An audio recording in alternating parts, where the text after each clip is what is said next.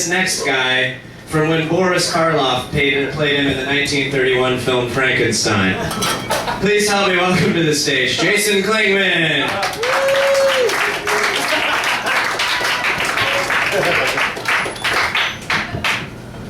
Give it up for Joe Hafke, everybody. Come on. All the guys, whoa. See, that's how it goes down when Joe leaves. Okay. Joe's the one guy that buys the shirts that Babies Are Us. Came with a bib.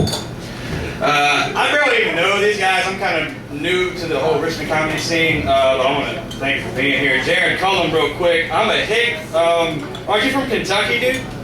No, Tennessee? Yeah. Okay. That's like a guy from Harlem calling a guy from Detroit poor.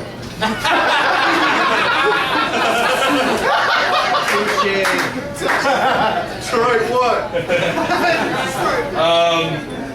James Paulk is proof that evolution exists. Man, his dick is so small he pisses on his balls. These guys some shit from me later, I heard about it. The rest of these guys, I kind of know, sort of, so I'll give a collective fuck you to the rest of you. I'm here to talk about Blake, really, because I got nothing better to do on my Memorial Day than talk about this fucking asshole right here.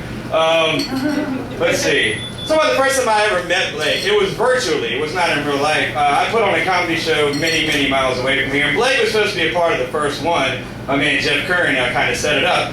And I was like, I want to see if this guy's funny. So I go on to the Super Friends site or whatever it was, and keep in mind I'm drunk and I'm high and I'm probably on cocaine, so whatever I saw was funny at that time. And I see Blake and I'm looking, and at first I'm thinking, that guy is 45, first of all. And very sweaty, but I laughed at the whole stealth dick thing. I was like, well, bring him in. And then he backed out of the show the day of, so I want to thank you for that, Blake. Appreciate that. So I'm here to talk about Blake, man. What can you say about Blake that hasn't already been said by Chris Hansen on NBC's To Catch a Predator? Blake's the only guy in the world whose asshole burns when he pees.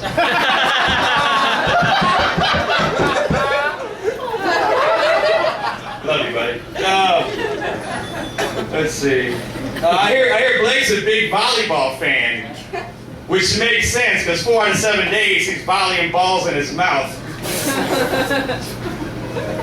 Sorry, buddy. So what are we making a big deal about you moving in with a guy named Austin for?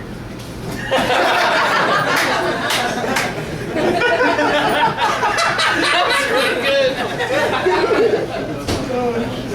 It gets nastier. Blake is so gay, his dick was hard the whole time I was sucking it.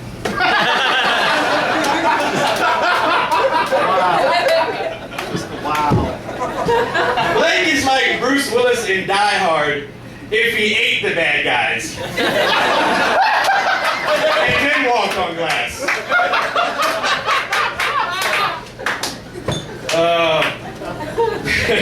This is fun.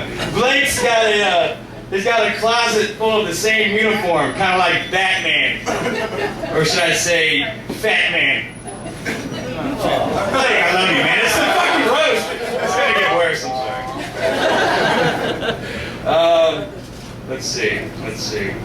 The first time I met Blake, in real life, after the virtual time, he gave me a hand job for a shot of bourbon and a biscuit.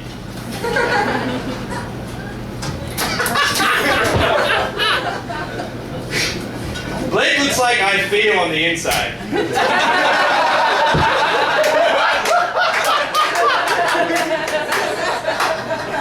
That's funny. Let's see. I don't want to do. That's it, man. I'll leave you with this. It's a poem. Blake, herpes are red, violets are depressing. If life was an episode of Will and Grace, you'd be Deborah Messing. Now, really, these guys are kind of taking me in, and I've learned a lot from Blake. I've known him for like 3 months, and he's really fucking helped me out in comedy. I respect the shit out of that guy and what he does on stage, and best of luck to him, and best of luck to everybody here. It's fucking go.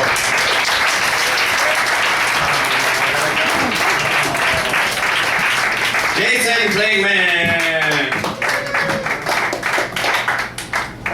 This next guy is a true American truth sayer. If by truth you mean gibberish, and by sayer you mean drunkenly mumbling, and by American you mean faggot. You've seen this guy winning comedy contests at various locations, or appearing as a blurry image in pictures of woods, or sucking dick on a street corner. James Paulk, everybody! I don't even know what the fuck I'm doing here. Where to begin? I guess I'll start with Joe since he was up here. Joe Halfkey. I don't know about Halfkey, but definitely half the height of everyone else. I'm waiting for the cameras from Little People Big World to be following you around. I used to think that if you added midgets to anything, it would make it better. And that's true mostly except for your life.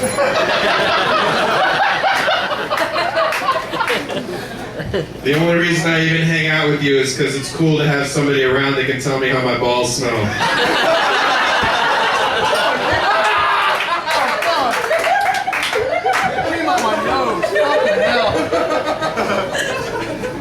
I know, you don't get to ride many roller coasters. But at least when you sleep over at somebody's house, the blanket on the back of the couch fits on you.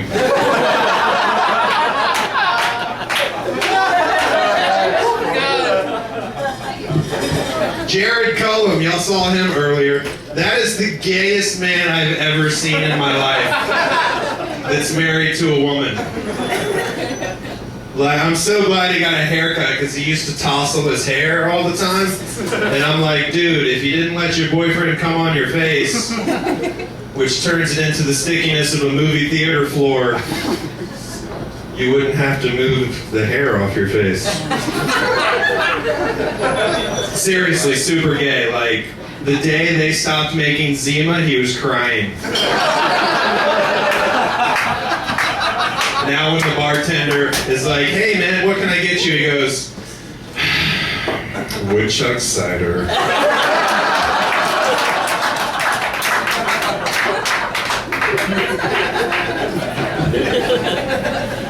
Jason Klingman was just up here. Yeah, definitely. Truly a face for radio. And definitely a smell for the other room. Did y'all see his teeth? I'm almost positive he could chew corn on the cob through a chain link fence.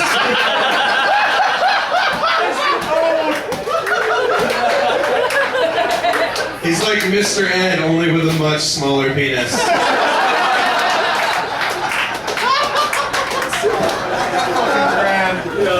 His teeth go in so many fucking directions, I hold a compass up to his mic and it just circles.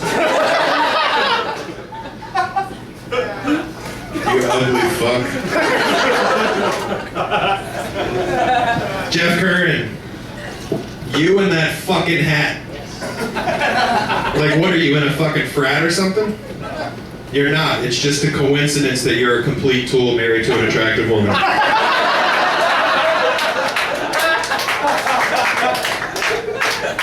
What are you, like a fucking Little League coach or something? No, it's just a coincidence that your son plays with his balls. He gets that from you, you know, right? That's all I had to say about you. All right. Fucking loser. Kenny Winkle! You fucking Native American motherfucker. I am so glad we took this land from you. Don't blame me, dude. Your people need more bartering skills.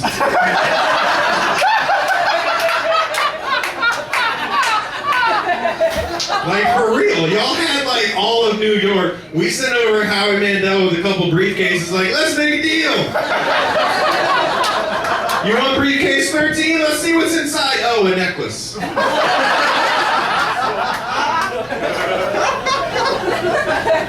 Bill Metzger couldn't make it here, which is a bummer. Have y'all ever seen that guy? He's like never not happy. ever. He's like the nurse running around a hospital, high-fiving chemo patients like, hey, 3 more weeks.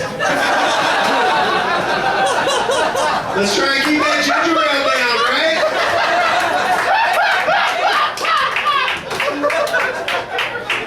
He says that being a bus driver is interesting and an icebreaker, and it's not. There's 2 types of people that drive buses. Fat ladies and fucking losers. Somebody told me he was at a job in New York. I'm like, he drives a bus all the way to New York? I didn't know he was Asian.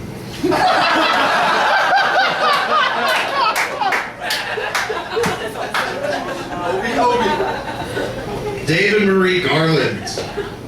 You're like a really creepy John Lennon. Who doesn't have the privilege to be offset by a crazy Asian bitch. You're just all crazy yourself. Like, I can't figure out whether you're gonna like kill me or like make out with me or punch yourself in the head while jerking off while thinking about killing and making out with me. I just don't know. That was funnier than I thought it was going to be, I'll be honest. Let me make sure I'm not skipping anybody. Totally not. Chris Martin, or as we like to call it, the grandfather of Richmond comedy. It's going to be hard sticking to current events when a year you're going to be taking a walker to the stage. That's not going to be. People compare you to Stephen Colbert. The only problem is Stephen Colbert fell and sprained his wrist. If you fall, you're going to break a fucking hip. And chewing that gum all the time does not cover up your cat urine breath. Oh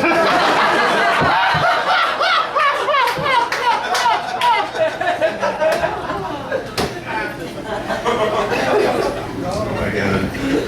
Ray Bullock. He's like a big teddy bear. He's like a big hairless teddy bear. He's like a big hairless raping teddy bear. He's like a big hairless yelling, screaming, raping teddy bear. He's like, where was I at? He's like a giant, hairless, really poor taste in movies, even worse taste in jokes. Hairless raping teddy bear. I think you should be a villain in a Disney movie because that'll just be one more reason I won't want to fucking watch it.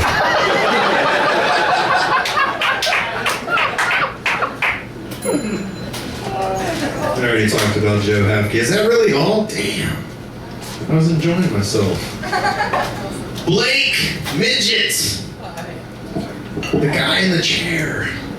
Blake Midgette. That was the name that I thought about naming my first daughter. Yeah, and then I was like, you know what? I probably don't want her to sound like a fucking idiot. Bill Hicks. Sam Kinison. Gilbert Gottfried, Dana Gould. These are all people I would much rather be roasting.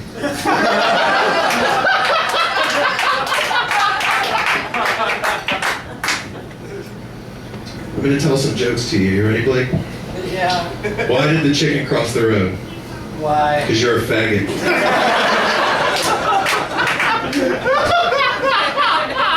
Knock, knock. Who's there? You're a fucking faggot, dude. I'm going to tell a joke to them now. Okay, a white guy, a black guy, and a faggot named Blake walk into a bar. I'm going to go back to you.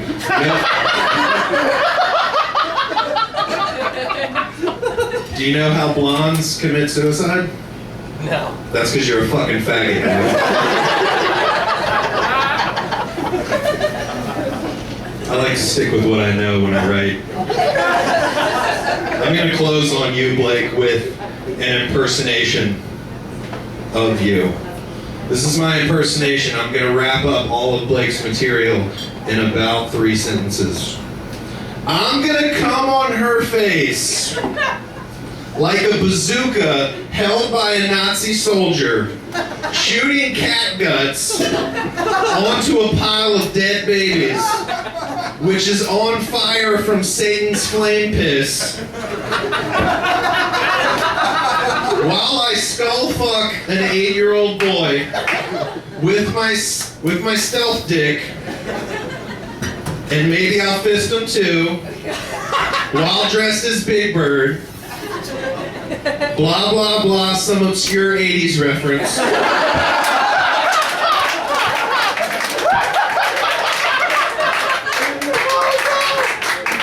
Blah, blah, blah, something about the movie 300. Blah, blah, blah, oh yeah, rape and AIDS.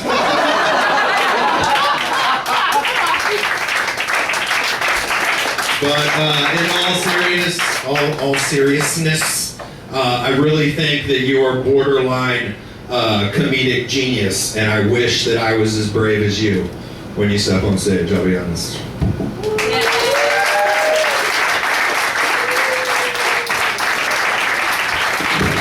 Paulk! You've heard him referenced a lot tonight. One of the people that was supposed to be on the show couldn't be here. Bill Metzger, stuck out of town. But he wrote some stuff that he wanted me to read to Blake and to the rest of you. So I'm going to do that now. Dear Cafe Diem, I was excited to be invited to roast Blake tonight, but unfortunately, I am in Manhattan because I'm super cool and hip. I knew I would have this conflict a while ago, so I sat down to write in this letter some roast jokes that would do justice to Blake and show you just what a dick he is.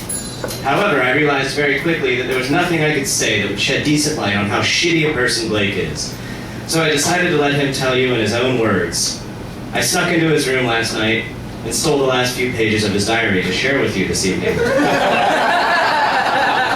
Now, come with me as we travel way back to Monday, May 17th, 2010. Yes. Monday, May 17th. Woke up this morning with a pounding headache. Why do I do this to myself?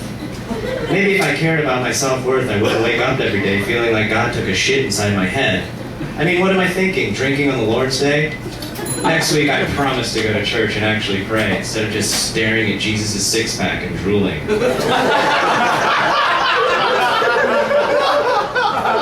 Tuesday, May 18th. Went to work today. I was barely able to refrain from kicking a dog. Seriously, if God didn't want me to punt a puppy, he wouldn't have made them look like a football. Oh well, only a few more days of this shit before I move to Austin anyway. Maybe they'll think I'm normal. Wednesday, May 19th. God damn it! I'm tired of being a fat asshole. I stole some running shorts and running shoes today off somebody's porch, and I'm going jogging this evening. Goodbye, always look pregnant. Hello, sometimes look mildly attractive. Who knows, maybe this one evening jog will be the first step on the road to a new Blake. Thursday, May 20th. I woke up this morning on the street with jogging shorts around my ankles.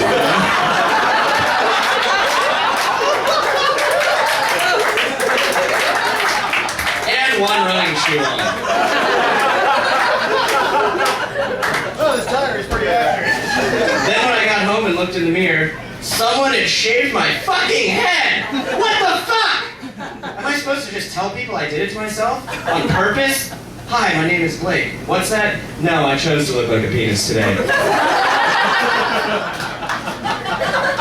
Friday, May 21st. Fuck! Where are my barbiturates?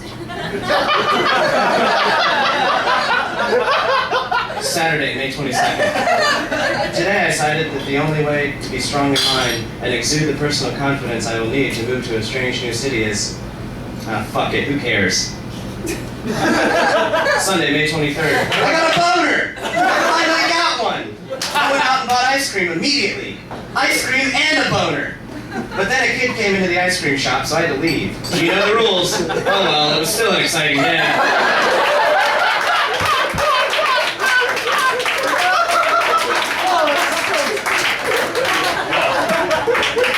Monday, May 24th. I feel amazing today. I'm excited about moving to a fresh city. Cafe Diem was fantastic tonight, though I got a little drunk. Tee. And I got to see a lot of friends I will miss dearly. There were so many hugs. You know, only with a little sense of adventure, some supportive friends, and a dream, the effort is there to achieve. A man's potential truly can be reached. Tuesday, May 25th. My gun taste is funny.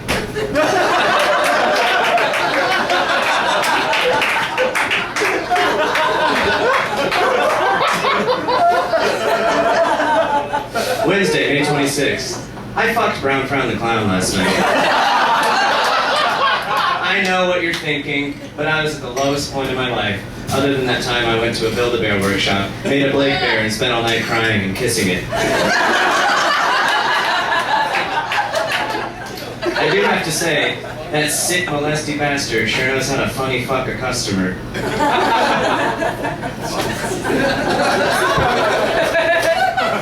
Fuck you, Bill! Thursday, May 27th. Man, Bill Metzger is so cool. I can't believe he's friends with me.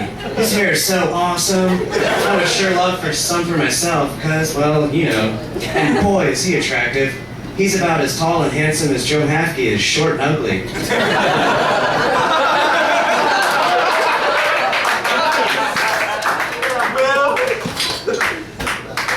Friday, May 28th.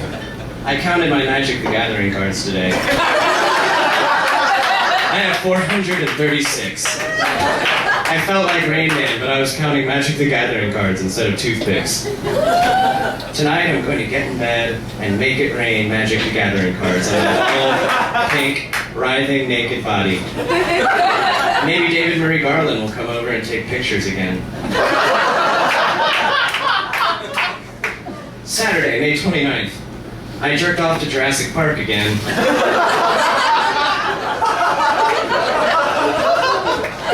What the hell is wrong with me? At least this time I didn't blow my load when Samuel L. Jackson said, "Hold on to your butts." I'd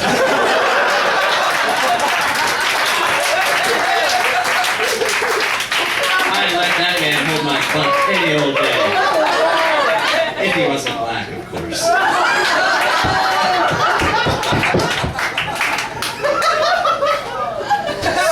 Sunday, May 30th.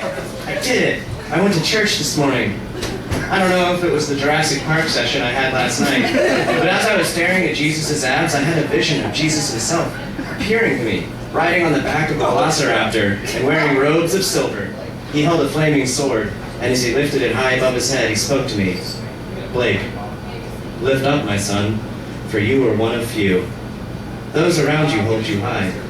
You must now reflect inward and do the same. Many have paths in lives. Few leave behind as deep a remembrance as you. Go forth, beat a new path for yourself in a new land. But do not neglect to turn around and consider those who have been affected by your gentle wake."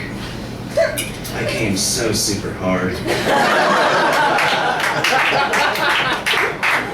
End of the diary.